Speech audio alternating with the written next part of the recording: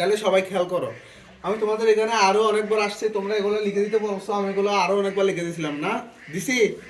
জুড়ে বলো। তাহলে লিখে দিয়ে কোনো লাভ হয় নাই। যাও তোমরা আবার বলতেছো, সেজন্য লিখে দিলাম। সরস্বতীর নিচে সরস্বতীতে দন্তে আছে নিচে একটা বফল আছে না? আছে। এটাকে কি উচ্চারণ করতে হবে? তো এরকম বর্গীয় ব থাকলে এটাকে কি উচ্চারণ করতে হবে? জুড়ে বলো, কি উচ্চারণ করতে হবে? তাহলে সরস্বতীকে কি রকম উচ্চারণ করতে হবে?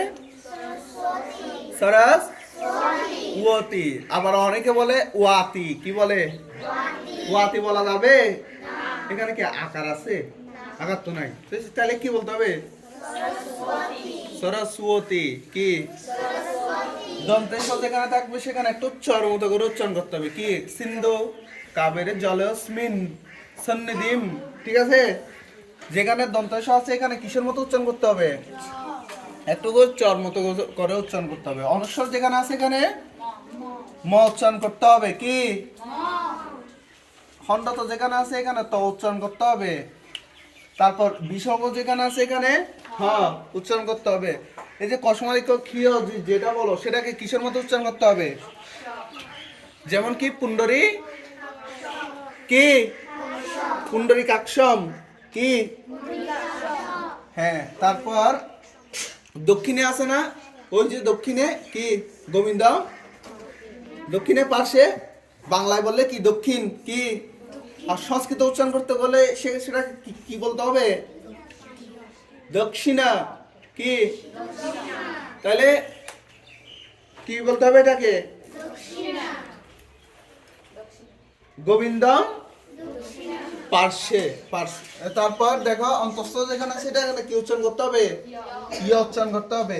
তাছাড়াও যেখানে আমাদের আকার ইকার যেগুলো আছে, ফলা যেগুলো আছে, বুঝছো, মানে পুরো একটা বর্ণের সংক্ষিপ্ত রূপ যেটা আছে, র ফলা রেপ যেগুলো আছে আর কি, সেগুলাকেও পূর্ণ উচ্চারণ করতে সংস্কৃতের এই বাংলা থেকে সংস্কৃতে উচ্চারণের নিয়ম অনুযায়ী কোনো ফলা এই আকারিকার ফলা যেগুলো আছে সম্পূর্ণ বর্ণের মতো উচ্চারণ করতে হবে। তাছাড়াও কোনো যুক্ত বর্ণ থাকলে মন্ত্রের মধ্যে কোনো আমাদের লেখাগুলোতেও কি লেখা, বাংলা লেখা না, তো এখানে যদি কোনো যুক্ত বর্ণ থাকে সেগুলাকে সম্পূর্ণ উচ্চারণ করতে হবে। যেমন এখানে আছে তোমরা ওই নর্মদে বলো, কি বলো এটাকে?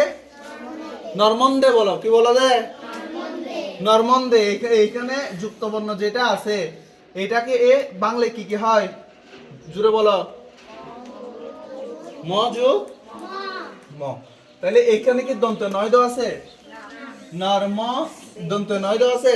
তো তোমরা নর্মন্দে বলো কেন? নর্মন্দে কি কারণে বলো? ইচ্ছা হয়েছে বলার, ইচ্ছা হয় না একটা বাড়িয়ে বলার। তাহলে এখানে যুক্ত বর্ণটা কি? ম যোগ ম। তাহলে যুক্ত বর্ণকে সম্পূর্ণ উচ্চারণ করতে হয় না? তাহলে নর্মন্দে যেটাকে বলো এটাকে বাংলায় বললে কি? নর্মদে। কি তো এটাকে সংস্কৃত নিয়ম অনুযায়ী সম্পূর্ণ উচ্চারণ করলে এটাকে কি বলতে হবে? নর্মদে। কি হ্যাঁ, এটা কি? এটা আত্মা। কি বাংলা বললে? আত্মা। বাংলা বললে আত্মা। আত্মা দেখছো? দেখছো তোমরা? দেখছো? ও ও দেখছো তো, ও দেখো অনেক শক্তিশালী। ও আত্মা দিন আর রাইতে দেখে, দেখো না? দেখো ওই এটাকে বাংলা বললে কি? আত্মা। এটা যুক্ত বর্ণটাতে কি কি আছে? তো আর ম আছে, তাই না? সংস্কৃত উচ্চারণ নিয়ম অনুযায়ী যদি যুক্ত বর্ণকে সম্পূর্ণ উচ্চারণ করতে হয় তাহলে এটাকে সংস্কৃত উচ্চারণে কি বলতে হবে? আ ত ম আকার, আত্মা, ঠিক আছে, তাই না? তাহলে সংস্কৃতের উচ্চারণ নিয়ম অনুযায়ী যুক্ত বর্ণকে কি কিরকম উচ্চারণ করতে হয়? সম্পূর্ণ উচ্চারণ করতে হয়, সম্পূর্ণ একটা বর্ণের মতো উচ্চারণ করতে হয়। তারপর দেখো এটা কি? স্মরেত। তো এটাকে তোমরা ঈশ্বরেত বলো, কি বলো? ঈশ্বরেত বলো, বলো না? হ্যাঁ। তো ঈশ্বরেত কেন বলবে দেখো, এইখানে যুক্ত বর্ণটাতে কি কি আছে? ম। তাহলে দন্তস্বকে কিসের মতো উচ্চারণ করতে হয়? চর মতো করে। তাহলে এটাকে স্মরেত কি? স্মরেত কি?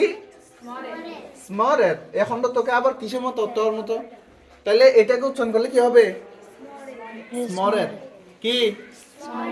স্মরেত। এই দন্তেশ ম সম্পূর্ণ উচ্চারণ, ঠিক আছে?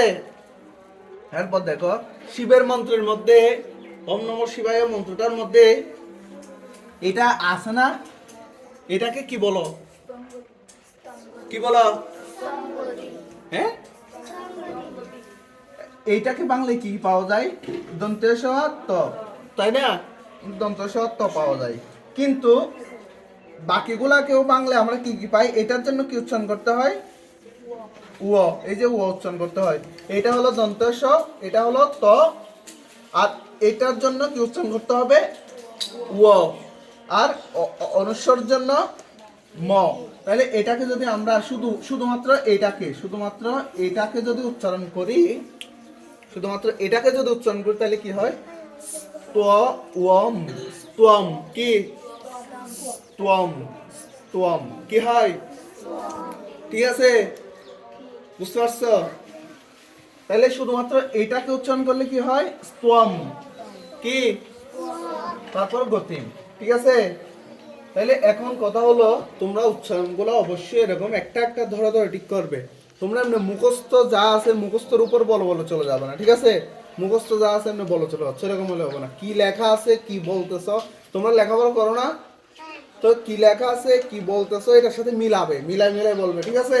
তখন তোমরা নিজেরাই ভুলটা ধরতে পারবে। বুঝতে পারছো? বড়রা তোমাদের দায়িত্ব, ছোটদেরকে ঠিক করার জন্য তোমাদের দায়িত্ব এটা।